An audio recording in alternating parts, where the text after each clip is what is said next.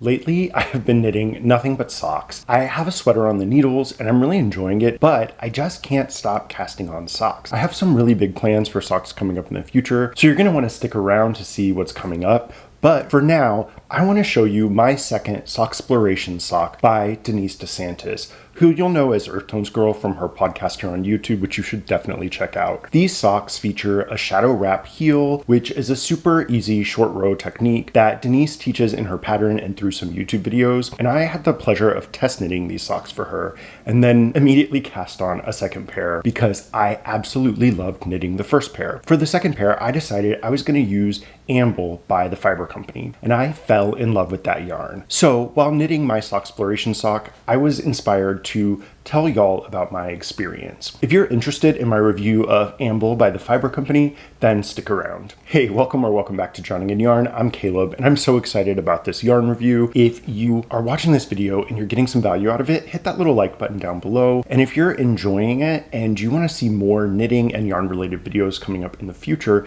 hit that subscribe button and the bell next to it to get notifications. Recently, there has been an influx of people hitting that subscribe button, and I can't even begin to tell you how much I appreciate it and how excited I am to have you along on this journey with me. So thank you so much. And I'm going to jump right into the review. So the first thing I want to talk about is the fiber content of this yarn.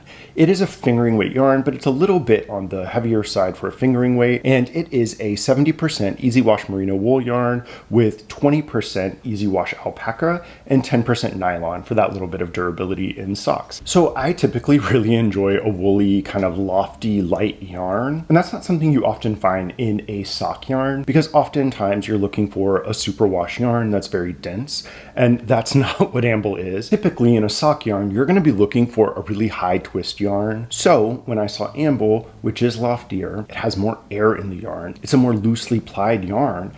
I thought there's no way that this is going to be super durable. You can see it here next to a strand of 75% wool, 25% nylon yarn, which is going to be a more typical yarn. This is just your average hand-dyed yarn that is super commonly used for socks and that I use in almost all of my socks. You're going to see immediately that looser twist, which is going to make it harder to get a denser fabric. But the other piece of a durable sock is gauge. A tight gauge is going to put more wool into a smaller area, which is going to allow for some of that extra durability that the twist and the loft and the ply aren't really going to kind of achieve. So they suggest 32 stitches to 4 inches on a US 1.5, which is a 2.5 millimeter needle. And so that's what I did for this Soxploration sock. To be honest, doing that alleviated a lot of my concerns because I achieved a really nice, tight, dense gauge on this sock. I typically knit my socks on a 1, but I knew a 1.5 was going to be pretty good here because the yarn is thicker than your typical fingering weight yarn.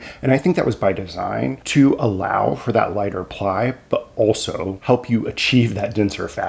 I really liked how that worked out in this sock. So the looser ply and the lighter twist did have its downsides, which I'm going to talk to towards the end of the video, but I just want to jump into a section about blocking really quickly because I do think that's very important. For this yarn, I didn't notice any significant blooming of the yarn, and I didn't notice any growth in the fabric really.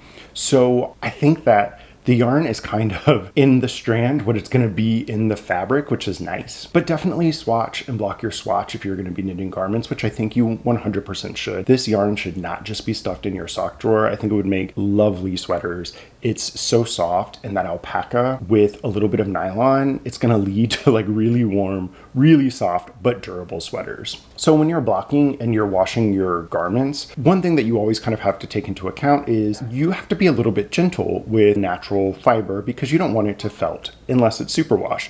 And this is not a superwash wool, but it is easy wash, which according to the Fibre Company is a non-chlorine, non-harsh chemical method of removing the scales that are on wool and alpaca that can cause it to shrink and felt. Because those aren't present on this wool, even though it isn't superwash, it's not going to felt and shrink up when you're blocking it or when you're washing it. But I still always want to treat everything with like a gentler hand because these are handmade garments made of natural fibers. So I think it's worth just treating them well so they'll last longer, but you don't have to be overly cautious with this wool, and I really like that.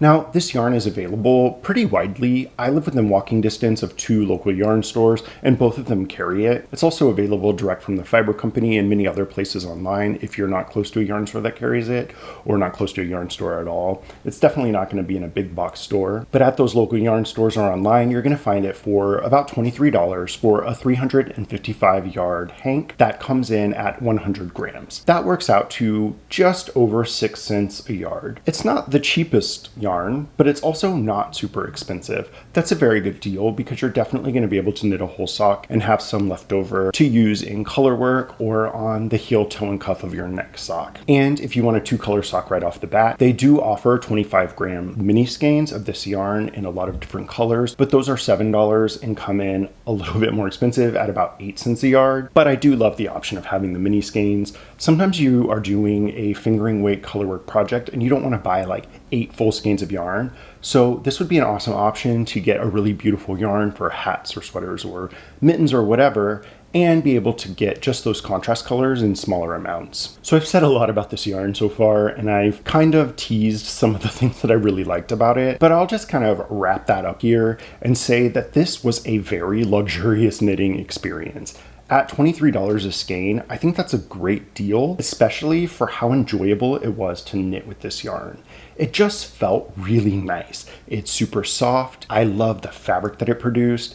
It reminded me of knitting socks with a merino cashmere nylon, but the price point is a little bit lower. And I really enjoyed that the yarn was a little bit thicker because my project went a little bit faster, but I still got that really dense gauge that you would get knitting your typical sock yarn on a US 1. And it comes in 23 absolutely beautiful colors. There's a wide variety of neutrals, which is what I love, but there's some really great bright colors as well. So if that's your thing, you're definitely going to be covered. The 2 that I used in my project are Buttermere, which is this gorgeous, almost like mustardy color with a little bit of heathering, some darker strands of fiber in there to just give it a nice depth of shade. And then I also use this marled yarn called Cross Paths that is a kind of almost undyed like white or gray strand of yarn plied together with a very neutral sort of beige strand, and it created a really beautiful fabric. I typically achieve a marled sock by holding 2 strands of fingering weight together and knitting a DK weight sock, but it's really nice to have that marled effect in one fingering weight strand and then to be able to knit a lighter sock with that. So I really appreciate that as a color option here. And as I mentioned, this yarn is not just meant to be shoved into a shoe. I may just need to make some room in my closet for a sweater knit in Amble as well, because it's that nice, and I think it would just be really lovely in the fall with a light sweater knit out of this beautiful yarn. But I have to mention some of the bad stuff. It's never all good stuff, right? But the bad stuff here is not really that bad. I will say knitting with this yarn could be challenging at times whenever I was doing decreases at that tighter gauge, because that looser ply did mean that I had a bit of a splittier yarn. It's not that big of a deal. I think if you're not a super experienced knitter, it may bother you more, but for me, it was something that I'm more than happy to deal with for this fabric that I got out of it.